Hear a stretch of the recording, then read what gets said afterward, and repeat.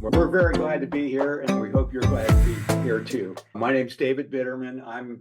I do class actions at Perkins Coie, consumer class actions. We have a small group. It's getting larger and larger thanks to Michael, but that handles these cases. And I'm pleased to introduce Michael Reese. Yes, my name's Michael Reese. I'm the founder of Reese LLP, which is a law firm that's been around for almost 20 years.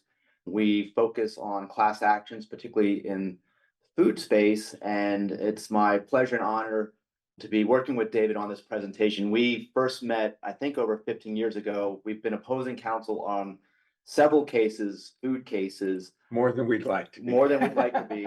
And we presented this program about every 2 years because this is a very interesting area of law that's constantly rapidly changing. And the cases we'll talk about today, many of them didn't even exist 2 years ago when we did the last update. Shall we dive into it? Yeah, let's dive in.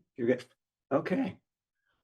So basically, this is the overview, is that frankly, Michael, you were at the beginning of this, and really there was very little food and beverage class actions until the early 2000s. And we were involved in some, Michael was involved in some, and then candidly, we on the defense side thought they were going to go away because we just thought they're going to die. There's only so many label claims you can challenge.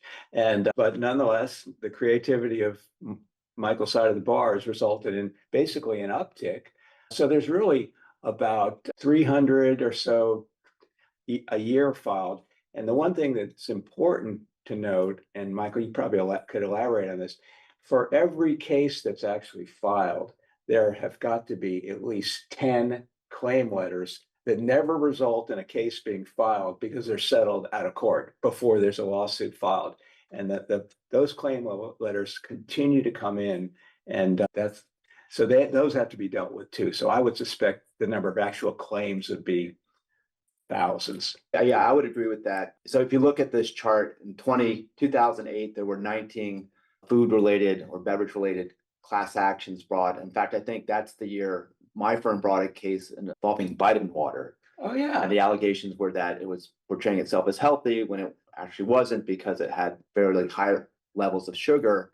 But as you can see from this chart, there's been a dramatic increase. And I actually expect this increase to continue because I feel that consumers are becoming much more sophisticated.